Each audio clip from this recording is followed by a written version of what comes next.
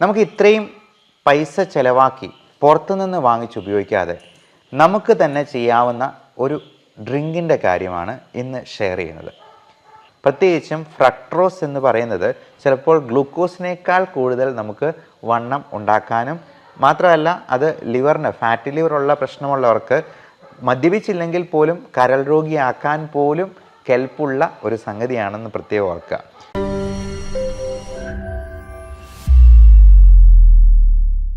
Body weight കുറയ്ക്കാനായിട്ട് വണ്ണം ഒന്ന് ഒതുക്കാനായിട്ട് മാർക്കറ്റിൽ പല പ്രോഡക്ട്സും ഇന്ന് അവൈലബിൾ ആണ്. ഒരുപാട് വില കൊടുത്ത് നമ്മൾ പല സപ്ലിമെൻറ്റ്സും വാങ്ങിച്ച് ഷെയ്ക്കായിട്ടൊക്കെ അടിച്ചു കുടിക്കുന്നത് പല പേഷ്യൻസും വന്ന് പറയാറുണ്ട്.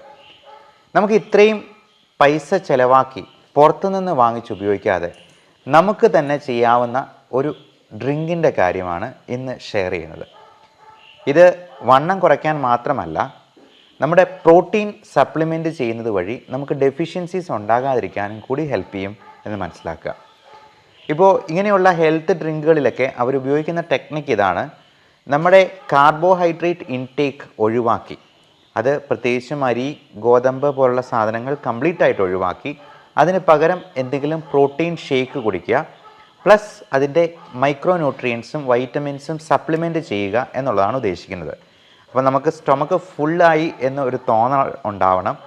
അതോടൊപ്പം നമുക്ക് വിശക്കുകയും ചെയ്യരുത്, എന്നാൽ നമ്മുടെ പ്രോട്ടീൻസ് ഡെഫിഷ്യൻ്റായി പോകരുത് എന്നുള്ളത്. പക്ഷേ ഇതിന് ഒത്തിരി ആയിരങ്ങൾ ചെലവഴിക്കേണ്ട ഒരു അവസ്ഥ വരാറുണ്ട്. പകരം നമുക്ക് ചെയ്യാവുന്ന കാര്യം വീട്ടിൽ തന്നെ നമുക്ക് പ്രിപ്പയർ ചെയ്യാവുന്നത്. അതിന് ആദ്യം എടുക്കേണ്ടത് കുറച്ച് കാഷ്യൂ നട്ട്സാണ്. 5-6 കാഷ്യൂ നട്ട് എടുത്താൽ മതിയാകും. ഈ കാഷ്യൂ നട്ട് നമുക്ക് വെള്ളത്തിൽ കുതിർത്ത് വയ്ക്കാം. അതൊരു 15 മിനിറ്റ് കുതിർത്ത് വെച്ചാൽ തന്നെ നല്ല സോഫ്റ്റ് ആകും.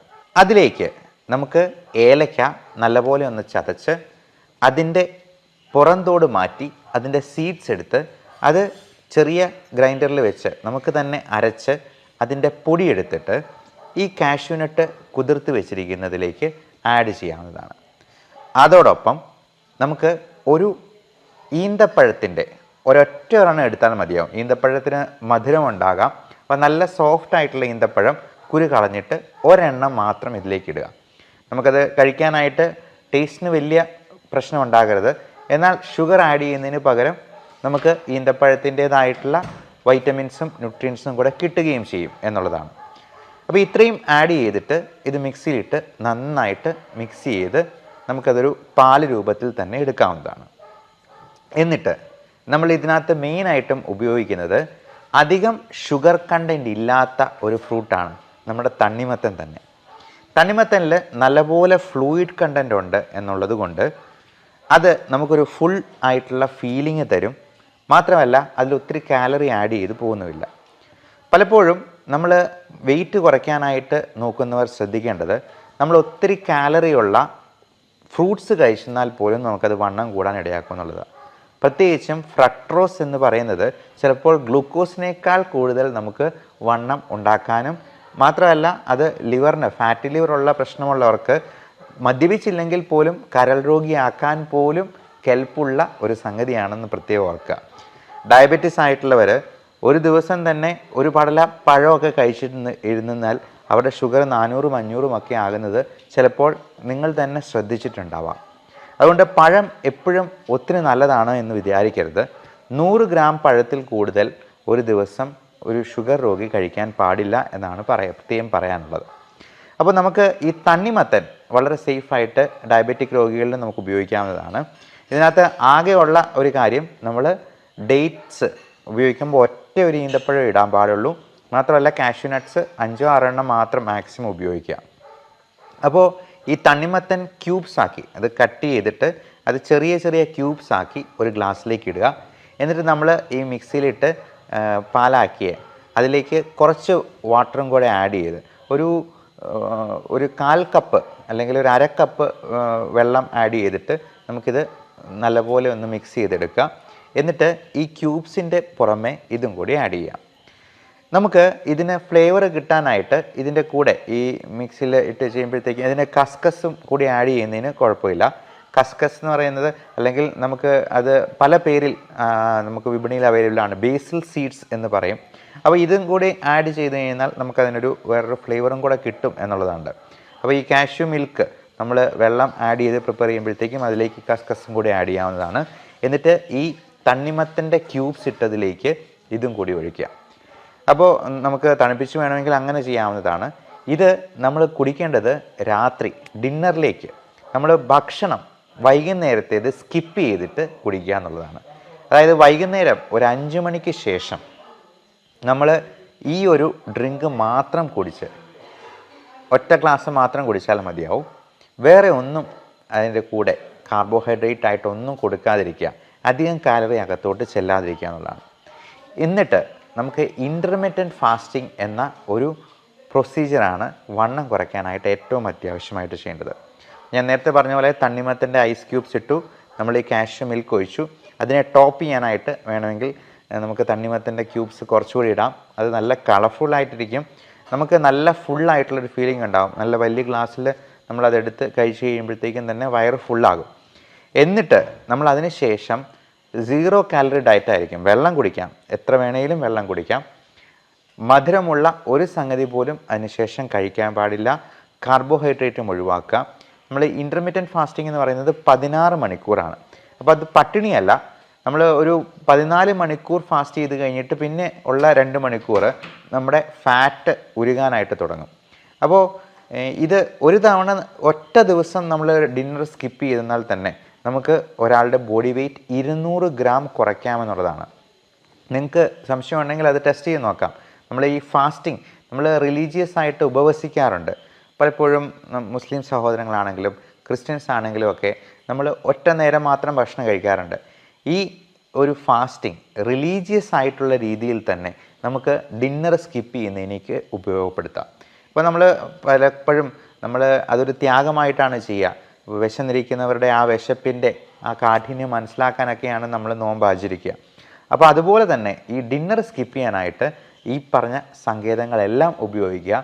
5 മണിക്ക് ശേഷം 16 മണിക്കൂർ നേരത്തേക്ക് ഫാസ്റ്റ് ചെയ്തിട്ട് രാവിലെ ബ്രേക്ക്ഫാസ്റ്റ് അല്പം നേരത്തെ കഴിക്കുന്നതിൽ തെറ്റില്ല. അതായത് 7+ ബാക്കിയുള്ള 16 മണിക്കൂർ 9 മണിക്കൂറും കൂടെ കഴിഞ്ഞ് രാവിലെ 9 മണിക്കോ അല്ലെങ്കിൽ ഒരു 10 മണിക്കോ ബ്രേക്ക്ഫാസ്റ്റ് കഴിക്കുക. അതുവരെയും നമ്മൾ 0 കാലറിയിലായിരിക്കണം. ഒരു തരത്തിലുള്ള കാലറിയും നമുക്ക് ഉള്ളിൽ ചെല്ലാൻ പാടില്ല എന്ന് പ്രത്യേകം ഓർക്കുക. എന്നിട്ട് ബാക്കി ഈ 16 മണിക്കൂർ വിട്ടിട്ടുള്ള 8 മണിക്കൂർ സമയമുണ്ടല്ലോ, ആ 8 മണിക്കൂർ സമയത്ത് നമ്മൾ കഴിക്കുന്ന ഭക്ഷണത്തിലാണെങ്കിലും കാലറീസ് ഒരുപാട് കയറിപ്പോകാതെ നമ്മൾ നോക്കണം. പ്രത്യേകിച്ചും നമ്മുടെയൊക്കെ ഒരു സ്വഭാവ രീതി വെച്ചിട്ട്, നമ്മുടെ സംസ്കാരത്തിൻ്റെ ഭാഗമാണ് ഈ ചോറെന്ന് പറയുന്നത്. നമ്മൾ ഒരു പ്ലേറ്റ് നിറച്ച് ചോറെടുക്കും, എന്നിട്ട് അതിൻ്റെ അറ്റത്ത് ഒരു ഇത്തിരി പൂരം കറി എടുത്ത് കഴിക്കും. ശരിക്കും അങ്ങനെയല്ല വേണ്ടത്.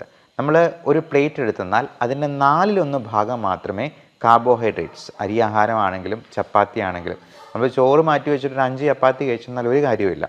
അപ്പോൾ 1/4 ഭാഗം മാത്രം കാർബോഹൈഡ്രേറ്റ്സ്, ബാക്കി ഒരു 1/4 ഭാഗം പ്രോട്ടീൻസ്. അത് പയറ് വർഗ്ഗത്തിൽപ്പെട്ട അല്ലെങ്കിൽ കടല അല്ലെങ്കിൽ മുട്ടയുടെ വെള്ളയാണ് നല്ലത്. അതുപോലെ ചിക്കൻ കറി വെച്ചത്, മീൻ കറി വെച്ചത്, ചെറുമീനുകളാണ് ഏറ്റവും നല്ലത്. അങ്ങനെ എന്തെങ്കിലും പ്രോട്ടീൻ ഉൾപ്പെടുത്താം. അതോടൊപ്പം ഒരു 1/4 ഭാഗത്തേക്ക് നമ്മൾ പച്ചക്കറികൾ, ഗ്രീൻ ലീഫി വെജിറ്റബിൾസ്, മറ്റൊരു 1/4 ഭാഗത്ത് ഫ്രൂട്ട്സ്.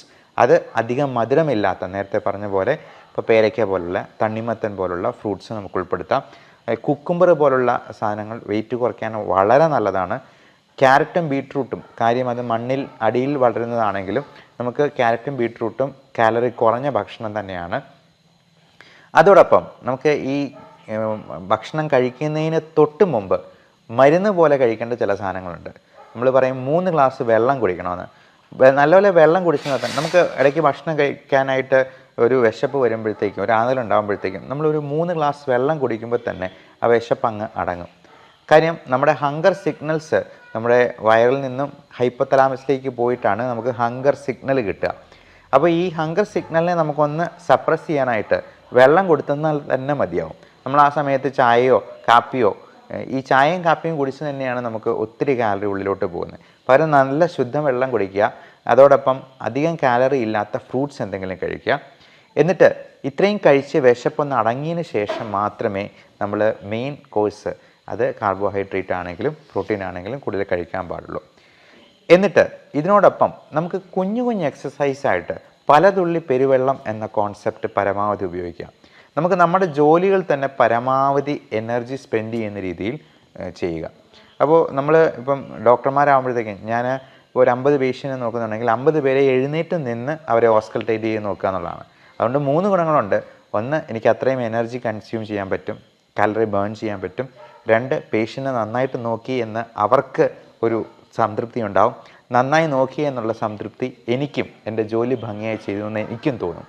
അപ്പോൾ ഇത്തരത്തിൽ നമുക്ക് ലിഫ്റ്റ് ഉപയോഗിക്കാതെ കൂടുതലായിട്ട് ജോലി ചെയ്യാനായിട്ട് നോക്കാം, കൂടുതൽ സ്റ്റെപ്പ് കയറാനായിട്ട് നോക്കാം, കൂടുതൽ സമയം നടക്കാനായിട്ട് നോക്കാം. നമ്മൾ ഫോണിൽ സംസാരിക്കുന്ന സമയം ഇരുന്നുകൊണ്ടോ കിടന്നുകൊണ്ടോ സംസാരിക്കത്തില്ല, നടന്നുകൊണ്ടേ സംസാരിക്കുകയുള്ളൂ എന്നുള്ളത് ഉറപ്പ് വരുത്തുക.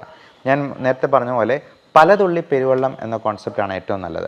നമ്മൾ ജിമ്മിലൊക്കെ പോയി 1 മണിക്കൂർ 2 മണിക്കൂർ എന്നൊക്കെ ആ ആരംഭശൂരത്വം കഴിയുമ്പോഴത്തേക്കും നമ്മളതൊക്കെ നിർത്തി വെച്ചിട്ട് വീണ്ടും പഴയപടി മൂടി പുതച്ച് കിടന്നുറങ്ങുന്ന ഒരു സ്ഥിതിവിശേഷത്തിലേക്ക് പോകാനിടയുണ്ട്. അതുകൊണ്ട് നമുക്ക് പതുക്കെ തുടങ്ങുക. Slow and steady wins the race എന്ന പ്രോവർബ് ഓർക്കുക. പലപ്പോഴും ആൾക്കാർ ഒറ്റ മാസം കൊണ്ട് ആകെ 500 ഗ്രാമാണ് കുറഞ്ഞത് ഡോക്ടറെ എന്ന് പറയാറുണ്ട്. മതി, നമുക്ക് വെയിറ്റ് കൂടാതിരുന്നാൽ മാത്രം മതി. വെയിറ്റ് കുറയ്ക്കാൻ പറ്റിയില്ലെങ്കിൽ പോലും വെയിറ്റ് കൂടാതിരുന്നാൽ തന്നെ അത് നല്ല അച്ചീവ്മെൻ്റ് ആണ് എന്ന് വിചാരിക്കുക. നമ്മളെ തന്നെ മോട്ടിവേറ്റ് ചെയ്തുകൊണ്ടിരിക്കുക. ഒരു കാരണവശാലും നമുക്ക് ഇപ്പം പലപ്പോഴും 2-3 മാസം നല്ലപോലെ ഡയറ്റ് ചെയ്തിട്ട് ഒരു കല്യാണം കൂടുമ്പോഴത്തേക്കും തന്നെ ഈ പറഞ്ഞ എല്ലാ മേന്മകളും നഷ്ടമാകുന്ന ഒരു രീതി കാണാറുണ്ട്. അപ്പോൾ ഇതെല്ലാം നോക്കിയതിന് ശേഷം എക്സസൈസ് നമ്മൾ പരമാവധി ചെയ്യുക. ഇതിൽ നമ്മൾ എക്സസൈസ് ചെയ്യുമ്പോൾ തന്നെ അതിനകത്ത് 3 കമ്പണൻസ് ഉണ്ടാവണം. ഈ നടപ്പ് എന്ന് പറയുന്നത് ഒരു വ്യായാമമായിട്ട് പോലും കൂട്ടാൻ പറ്റില്ല, അതൊരു മോഡറേറ്റ് ലെവൽ ഓഫ് ആക്ടിവിറ്റി എന്നേ പറയാൻ പറ്റുള്ളൂ. അപ്പം നമ്മൾ എക്സസൈസിൽ 3 കമ്പോണൻസ്. ഒന്ന്, അതിൽ എയ്റോബിക് ഫാക്ടർ ഉണ്ടാവണം, അതായത് നമ്മുടെ ഹാർട്ട് റേറ്റ് 140 മുകളിലേക്ക് ഇൻക്രീസ് ചെയ്യുന്നത്. അത് നല്ല സ്പീഡിലൊന്ന് ഓടുകയോ സ്പീഡിൽ സ്റ്റെപ്പ് കയറുകയോ അതല്ലെങ്കിൽ ജമ്പിങ് ജാക്സ് നമുക്ക് തന്നെ ഒരു 100-200 പ്രാവശ്യം അവിടെ നിന്ന് നിപ്പിച്ചാടുകയോ ചെയ്തെന്നാൽ അത് സാധ്യമാവുന്നതാണ്. 2, ഇതിന് ഒരു സ്ട്രെച്ചിങ് ഫാക്ടർ ഉണ്ടാവണം. നമ്മൾ പുഷപ്പ് ചെയ്യുമ്പോഴും നമ്മൾ ജോയിൻസ് സ്ട്രെച്ച് ചെയ്യുന്നത് പോലെ നമുക്ക് എല്ലാ ജോയിൻസിനും സ്ട്രെച്ചിങ് കൊടുക്കുന്ന രീതിയിൽ ഉള്ള എക്സസൈസ് അതിൻ്റെ ഭാഗമായിട്ടുണ്ടാവണം. ഇപ്പോൾ സ്ക്വാറ്റ്സ് പോലുള്ള എക്സസൈസോ അല്ലെങ്കിൽ സ്ട്രെച്ചിങ് എക്സസൈസ്, പുഷപ്പ് പോലുള്ള എക്സസൈസോ ഒക്കെ അതിനകത്തൊരു സ്ട്രെച്ചിങ് ഫാക്ടർ. പുഷപ്പിൽ തന്നെ aerobic, stretching and strengthening factor 3 വരുന്നുണ്ട്. അപ്പോൾ 3ാമത് പറഞ്ഞ കാര്യം സ്ട്രെങ്തനിങ് ആണ്. നമ്മുടെ മസിൽസിനെ എല്ലാം ബിൽഡ് ചെയ്യാനായിട്ട് നമുക്ക് വെയിറ്റ് കുറയ്ക്കാനായിട്ടും മസിൽ സ്ട്രെങ്തനിങ് എക്സസൈസ് ചെയ്യണം. അപ്പോൾ പലപ്പോഴും വെയിറ്റ് കുറയ്ക്കുന്ന കാര്യത്തെക്കുറിച്ച് ആലോചിക്കുമ്പോഴത്തേക്കും ഈ മസിൽ സ്ട്രെങ്തനിങ് അല്ലെങ്കിൽ അത് ചെയ്യുന്നതിനെക്കുറിച്ച് ആൾക്കാർ ചിന്തിക്കത്തില്ല. അപ്പോൾ പ്രോട്ടീൻ സപ്ലിമെൻറ്റ് ചെയ്യുകയും വേണം, അതോടൊപ്പം നമ്മൾ മസിൽ സ്ട്രെങ്തനിങ്ങും വ്യായാമങ്ങളും കൂടി ചെയ്യണം. അപ്പോൾ ഡംബൽ ഉപയോഗിച്ച് ചെയ്യുന്നതും ഒക്കെ ഈ മസിൽ സ്ട്രെങ്തനിങ് എക്സസൈസിൽ പെടുന്നതാണ്. അപ്പോൾ ഇങ്ങനെയെല്ലാം നോക്കി നമ്മൾ കൃത്യമായിട്ടുള്ള ഒരു സ്ലോ ആൻഡ് സ്റ്റഡി ആയിട്ട് നമുക്ക് വെയിറ്റ് കുറച്ചാൽ മതി. നമുക്ക് പെട്ടെന്ന് വെയിറ്റ് കുറയ്ക്കുന്ന എന്തെങ്കിലും തരത്തിലുള്ള കാര്യങ്ങളിലേക്ക് നമ്മൾ പോകാതിരിക്കുക. അതിനുള്ള മരുന്നുകൾ പലപ്പോഴും പറയാറുണ്ട്. അത് ഏറ്റവും സേഫ് ആയിട്ടുള്ള മരുന്നുകൾ മാത്രം നിങ്ങളുടെ ഡോക്ടറോട് ചോദിച്ചിട്ട് മാത്രം ഉപയോഗിക്കുക. പലപ്പോഴും ഷുഗറിന് കൊടുക്കുന്ന മെറ്റ്ഫോമിൻ ഗുളിക പോലും വെയിറ്റ് കുറയ്ക്കാൻ സഹായിക്കുന്നതാണ്. അതോടൊപ്പം നമ്മൾ പലപ്പോഴും ഈ ഡിപ്രഷൻ, ആങ്സൈറ്റി പോലുള്ള പ്രശ്നങ്ങളുണ്ടെന്നുണ്ടെങ്കിൽ അതിന് കൊടുക്കുന്ന മരുന്ന് അല്പം ഉറക്കവും കൂടി ഉണ്ടാക്കും. അപ്പോൾ നമ്മൾ ഒരു കാര്യം പ്രത്യേകം ശ്രദ്ധിക്കേണ്ടത്, നമ്മൾ രാത്രി എത്ര വൈകി ഉറങ്ങാൻ കിടക്കുന്നോ അത്രയും നമ്മൾ അടുക്കളയിൽ കയറി എന്തെങ്കിലും കഴിക്കാനുള്ള ടെൻഡൻസി വളരെ കൂടുതലാണ്. അത് മിക്കവാറും മധുരപലഹാരങ്ങളോ കാലറി കൂടി എന്തെങ്കിലും ആയിരിക്കാൻ ചാൻസ് ഉണ്ട്. അതുകൊണ്ട് എത്രയും നേരത്തെ കിടന്നുറങ്ങുക. ഒരു 8 മണി 9 മണി ആകുമ്പോഴത്തേക്കും കിടന്നുറങ്ങിയെന്നാലും ഒരു കുഴപ്പമില്ല. അതിന് നേരത്തെ കിടന്നുറങ്ങാനായിട്ട് ആ രീതിയിൽ മരുന്നുകൾ നമുക്ക് മോഡിഫൈ ചെയ്യാവുന്നതാണ്. അതോടൊപ്പം ഈ വെയിറ്റ് കുറയ്ക്കാനുള്ള വളരെ നല്ല മരുന്ന് ഇപ്പം മോഡേൺ മെഡിസിനിൽ തന്നെയുണ്ട്. അത് പലതരത്തിൽ ആക്ട് ചെയ്യുന്നതുണ്ട്. നമ്മുടെ ഫൈബർ കണ്ടൻറ്റ് കൂട്ടുന്ന രീതിയിലുള്ള ആൽഫ സൈക്ലോഡെക്സ്ട്രിൻ എന്ന് പറയുന്ന മരുന്നുകളുണ്ട്. അതുപോലെ നമ്മുടെ ഫാറ്റ് അത് അബ്സോർബ് ചെയ്ത് പോകാതെ ഇൻഡസ്ട്രിയിലൂടെ അത് മലത്തിൻ്റെ കൂടെ തന്നെ പോകുന്ന രീതിയിലുള്ള ഫാറ്റ് കില്ലിംഗ് ആയിട്ടുള്ള മെഡിസിൻസ് ഉണ്ട്. അപ്പോൾ ഇത്തരത്തിലുള്ള കാര്യങ്ങളെക്കുറിച്ച് നിങ്ങളുടെ ഡോക്ടറോട് ചോദിച്ച് മനസ്സിലാക്കുക. അത്യാവശ്യമെങ്കിൽ അങ്ങനെയുള്ള കാര്യങ്ങൾ നോക്കുക. അപ്പോൾ വെയിറ്റ് കുറയ്ക്കുക എന്ന് പറയുന്നത് പല അസുഖങ്ങൾക്കും ഒരു ഒറ്റമൂലിയായിട്ട് കണക്ക് കൂട്ടാം. Diabetes, hyper tension, cholesterol, fatty liver എന്ന് വേണ്ട മുട്ടുവേദന, കാലുവേദന പോലുള്ള പ്രശ്നങ്ങൾക്ക് പോലും അതൊരു നല്ല പ്രതിവിധിയാണ്. അത് ഏറ്റവും ഭംഗിയായിട്ട് ചെയ്യാനും അത് വളരെ പതുക്കെയാണെങ്കിലും സ്ലോ ആയിട്ടാണെങ്കിലും അതിന് റിസൾട്ട് കിട്ടുമോ എന്നുള്ളത് നോക്കുക. കാരണം വെയിറ്റ് കുറയ്ക്കേണ്ടത് വളരെ വളരെ അത്യാവശ്യമാണ് ഇന്നത്തെ ഈ ജീവിതശൈലി രോഗങ്ങളുടെ കാലത്ത്. Thank you.